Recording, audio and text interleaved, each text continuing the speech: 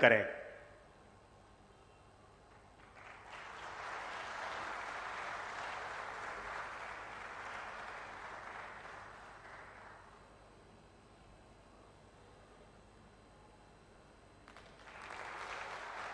धन्यवाद सर। अब मैं श्री राजू बिष्टा जी, माननीय सांसद। मंच पर उपस्थित भारत के यशस्वी और जनप्रिय प्रधानमंत्री आदरणीय श्री नरेंद्र मोदी जी को उत्तर बंगाल की इस पवित्र भूमि में उनका स्वागत भी करता हूं और कोटि कोटि प्रणाम।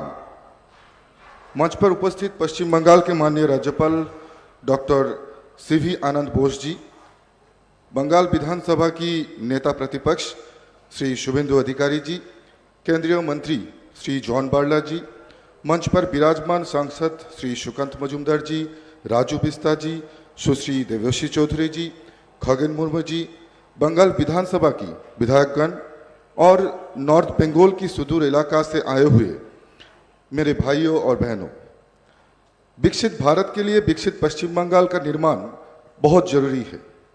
इसलिए आपने देखा कि पिछले सप्ताह माननीय प्रधानमंत्री जी बंगाल की दौरा करने के दरमियान उन्होंने जो है कई परियोजना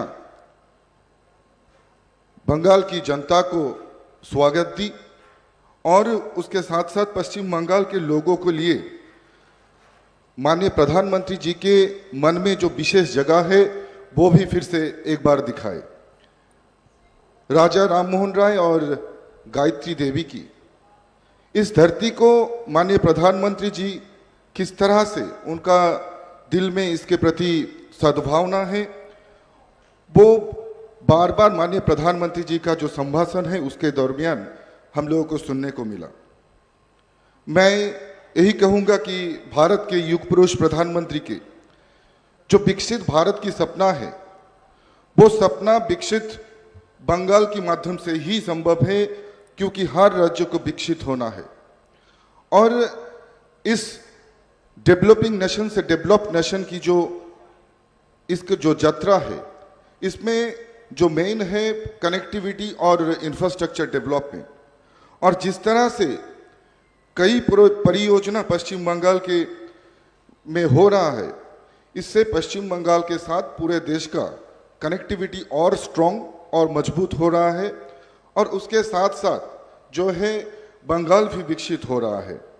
यहाँ पर आज जो लगभग 4,500 करोड़ की लागत से जो योजनाओं का लोकार्पण हो रहा है माननीय प्रधानमंत्री जी की कर कमलों के द्वारा, मैं कहूँगा कि इसके दरमियान एक कनेक्टिविटी का डेवलपमेंट तो होगा ही, उसके साथ साथ काफ़ी युवाओं को, लोगों को कर्म संस्थान भी मिलेगा और रोजगार की एक जो है स्थान भी मिलेगा।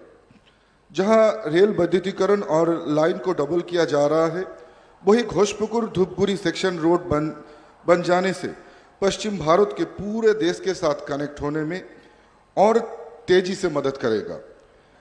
ये सेक्शन सड़क यातायात पर भीड़ कम करने और निर्बाध, सहज और आरामदायक कनेक्टिविटी को भी उपलब्ध करने में मदद करेंगे। विकसित भारत बनाने के लिए माननीय प्रधानमंत्री जी की देश को 4 वर्ग को मजबूत बनाने में जुटे हैं।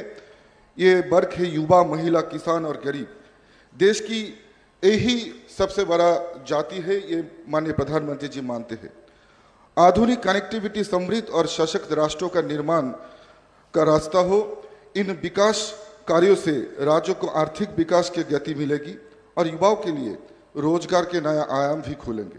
मैं इन सभी परियोजना के लिए आप सभी की तरफ से माननीय प्रधानमंत्री जी का विशेष धन्यवाद देता हूं और उन्हें यह भी विश्वास दिलाता हूं कि बंगाल की जनता देश के विकास के लिए कदम से कदम मिलाकर आपके साथ चलने के लिए तत्पर है और तैयार है और विकसित भारत के संकल्प को पूरा करने में आपके साथ कंधे से कंधे मिलाकर चलेगी और आपका सपना को पूरा करने में कोई कसर नहीं छोड़ेगी।